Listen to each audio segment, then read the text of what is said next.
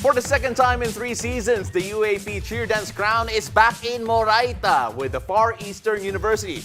Joining us tonight are the champs themselves. It's Sara Quintero, Aaron Ayalin, Brit Gonzaga, and Coach Randel Ballesteros. Congratulations! Welcome to the game. Coach, I want to start off with you first kasi I think sa generation, well, ng team, ikaw lang yung nakalaro ng Super Mario talaga eh. So could you explain to us a bit, first of all, yung inception ng idea ninyo for this team and of course, how you gave yung message na yun sa team? We wanted to step away from a usual theme no, na pop icon. Kasi nung 2018, 70s music kami. Tapos Michael Jackson 2019, then Queen, then Francis M. So Francis M. So sabi namin, layo tayo kasi nagpapop icon na rin yung iba eh. So para mag-stand out tayo. And yun, very timely naman kasi lumabas yung movie na Super Mario Brothers. So sabi ko parang, actually I was driving home, no? So, Super Mario Kart ka? Okay. Hindi ako kasya. Ano lang, na parang naisip ko lang siya. Tapos sinabi ko sa kanila. Tapos yun, nag-agree naman kami lahat. So, actually, hindi, Coach eh. Sabi nila sa akin kanina, ayaw nila eh. Pinilit mo daw eh. Okay, taka. Brit, Sarah, and Aaron, kasama na ba kayo dun sa yung last na championship?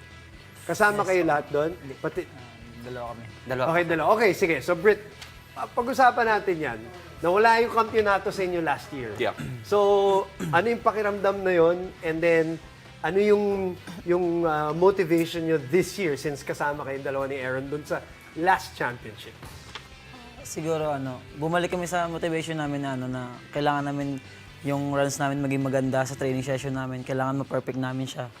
And hanggang sa nakuha namin yung connection na yon nung last 2 weeks na lang bago mag-competition. Wow! 2 Kaya, weeks na lang, ha? Kaya yun yung naging motivation namin. Doon kami kumapit para pabawi namin ulit yung nawalang medal sa amin last year sa Francis M.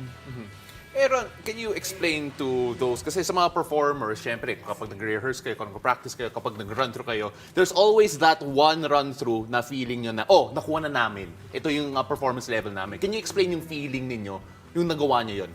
Yun nga yung sabi ng co-captain po namin, si Kuya Brit.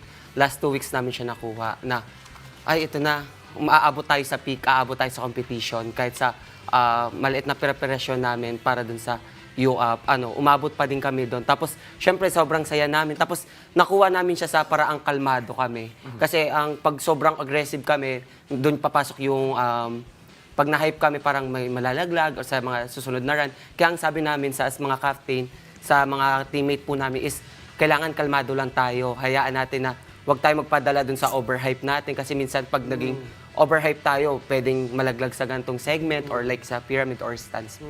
Okay, Sarah, baguhan, first-timer. Tell us about yung experience ng joining something as big as this. Alam naman natin, ang Cheer Dance competition, this is the biggest in the country. Grabe ang pressure, FEU pa, tapos gusto pang bumawi ng mga kapitan nyo. So, ikwento mo sa amin yung pakiramdam mong yun. Actually, kabatch ko lang din si Ayalin, Okay. si Aaron. Pero ngayong season lang po ako naglaro. And, ayun, first and last season. So, siguro First and last? First and last. Wow, gusto lang manalo, tapos alis na, ha? Hit and run. Hindi, go ahead. Sorry. Siguro po, yung kung paano sila eager na manalo, kung paano sila eager na kunin ulit yung corona, ibalik sa Moraita. Siguro yun yung nag-affect sa amin as a team, hindi lang para sa akin din, na ganun yung pinakita nila sa amin. So, ganun din yung magiging isa ng team. Yun din yung galaw ng isang team pag same captain and captain yung ganun yung pananaw sa isang tao. Coach, you take a look at yung routine ninyo and obviously with the point total 702.5, very technical ngayon yung cheer dance competition. How did you make sure na, okay, may benchmark tayo, kailangan natin abutin to. What did it take for you to get yung team ready to execute properly? And of course, the level of difficulty, I'm sure, was a factor as well. Ano naman yung cheerleading, very categorical, no? Tapos may mga may limitation sa paggawa ng stunt. So we tried our best to hit yung pinakamataas na posible for us. Then pagka talagang hindi kaya, nagda-downgrade na kami kaagad. Kasi or pagka hindi kaya ng kulang kami sa hinga in between segments, nagdadagdag na kami kaagad. Kasi nung Francis M, medyo napilit namin yung segments eh. Tapos 2 days na lang saka ako nag-adjust. So sabi ko this year, hindi na mauulit yung Francis M. Pag di nyo nagawa yan ng last 2 weeks, adjust na tayo kaagad. So yun yung naging ano namin, mas naging aware kami na, teka lang, ilang araw na lang.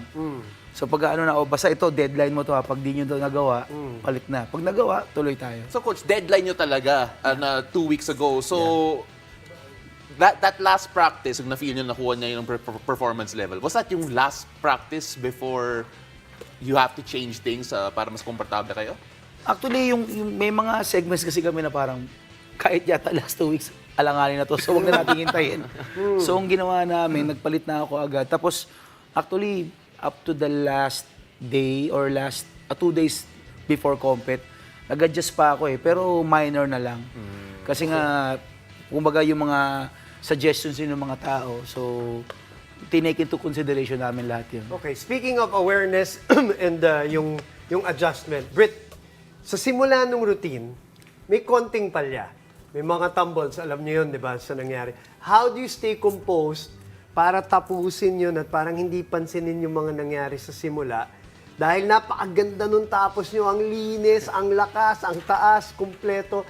Pero yung palya doon sa simula, how do you stay focused on the goal kahit na ganun yung nangyari? Nakikita nyo ba yun? Yes, napapansin namin yung mga mistakes namin sa una, yung mga part na yun. Kaso, tumatatak sa amin yung sinasabi ni Coach Randall sa amin na, hindi, pag nagkamali, move on na, diretso na. Hindi mo na pwedeng balikan kasi pag nag-stay ka doon, lalo kang mawawala eh. Lalo pag nagro-routine na siya. So, imbis na mag-stay ka doon sa mga mali na yun, move forward ka na kagad, mas galingan mo na lang sa mga kasunod. Para mabawi mo yung mga mali. Bilis eh. That's what Kailangan that mabilis makes talaga it. ka mag-adjust Yeah, sa loob. sobra. Grabe. And that strong mentality led to the championship, the second in 3 years. Teka. Congratulations to all of you. 21 ba? 21 podium finishes. All in all, pinakamarami. Tama ba? Pinakamarami. FEU, wow! Congratulations. Congratulations. Ladies and gentlemen, the FEU Cheering Squad, congratulations again. Maraming salamat. And hopefully, we get to talk to you again very soon. Maybe next year. Maybe Maraming next salamat. year. Oh, sure. Iwan nyo na yung mga medalya nyo muna. Kami na bahala ni Paolo dyan. How much do we love Pinoy sports? With all our heart, all the time. Download Pilipinas Live now.